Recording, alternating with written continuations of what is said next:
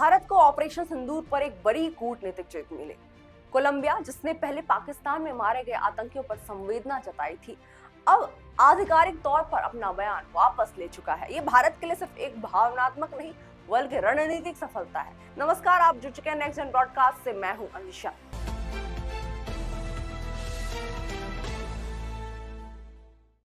इसके पीछे अहम भूमिका निभाई है हमारे देश की डेलीगेशन टीम, जिसका नेतृत्व कर रहे थे वरिष्ठ सांसद और पूर्व विदेश राज्य मंत्री शशि थरूर। लेकिन सवाल ये है, ये प्रतिनिधिमंडल होता क्या है, इसकी जरूरत क्यों पड़ती है और कोलंबिया से बातचीत भारत के लिए इतनी अहम क्यों थी? सबसे पहले बात करते हैं कि आखिर डेलीगेशन क्या होता है। डेलीगेशन यानी प्रतिनिधिमंडल, कुछ वरिष्ठ नेताओं और विशेषज्ञों और अधिकारियों का एक समूह, जिसे देश या संस्थान की तरफ से किसी दूसरे देश में जाकर बातचीत करना होता है। इस बार भारत ने सर्वदलीय प्रतिनिधिमंडल यानी ऑल पार्टी डेलीगेशन भेजा, यानी इसमें कोई राजनीतिक दलों के प्रतिनिधि शामिल थे। इसका मकसद था ऑपरेशन सिंदूर और आतंकवाद पर भारत का स्टैंड दुनिया के सामने स्पष्ट करना।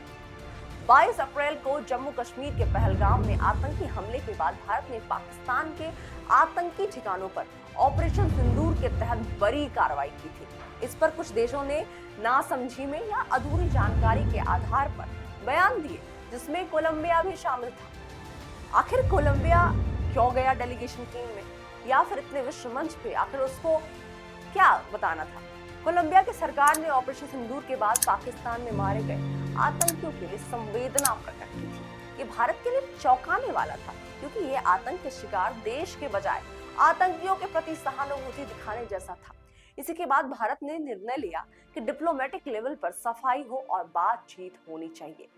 शशि थरूर के नेतृत्व में प्रतिनिधिमंडल कोलंबिया पहुंचा, जहां उन्होंने वहां की सरकार और विदेश मंत्रालय के अधिकारियों से बातचीत की। थरूर ने प्रेस कॉन्फ्रेंस में साफ कहा, हम कोलंबिया की प्रतिक्रिया से निराश हैं। आतंक के मुद्दे पर भारत का स्टैंड बिल्कुल स्पष्ट है। आतंकवाद कहीं से भी हो, उसे बर्दाश्त नहीं किया जाएगा। कोलंबिया का इस पर क्या प्रतिक्रिया आया, वो भी हम आपको बताते हैं। बातचीत का ये असर हुआ। कोलंबिया की उप विदेश मंत्री योलांडा विला विसेनियो ने भारत को विश्वास दिलाया कि अब हम पूरी जानकारी मिल गई है और हम भारत को रुख को समझते हैं। हमने वो बयान वापस ले लिया है जिससे भारत को आपत्ति थी। शशि थरूर ने इस पर प्रतिक्रिया देते हुए कहा, कोलंबिया की ओर से जो स्पष्टीकरण मिला वो भारत के लिए बेहद महत्वपूर्ण है।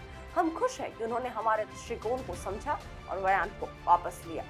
इस जीत का क्या मतलब है? क्या भारत के लिए ये मैटर करता है? इस घटनाक्रम से दो बड़ी बातें स्पष्ट होती हैं। पहला, भारत की विदेश नीति अब सिर्फ सरकार तक सीमित नहीं है, बल्कि संसद के सभी दलों को साथ लेकर एक संयुक्त कूटनीतिक प्रयास हो रहा है। और दूसरा, भारत अब सिर्फ आतंकी हमलों का जवाब सीमा पर नहीं देता, बल्कि अंतर्राष्ट्रीय मंचों पर भी पाकिस्तान को बेनकाब करता है। कोलंबिया जैसे देश का बयान वापस लेना दर्शाता है कि भारत का पक्ष जब सही तरीके से रखा जाए, दुनिया सुनती भी है और समझती भी है।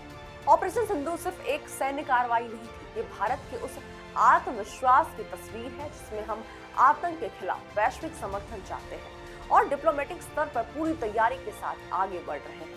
भारत का संदेश साफ है, आतंकवाद पर ना रियायत होगी ना चुप्पी, और अब दुनिया भी ये बात समझ रही है। देश दुनिया की हर बड़ी खबरों के लिए आप नेक्स्ट जन ब्रॉडकास्ट को देखते रहें। मैं हूं अनिशा। ऐसे ही डिप्लोमेटिक खबरें और कूटनीतिक चाल पर बात करते रहूंगी। तब तक के लिए नेक्स्ट जन ब्रॉडकास्ट को लाइक, शेयर और सब्सक्राइब करना ना भूलें।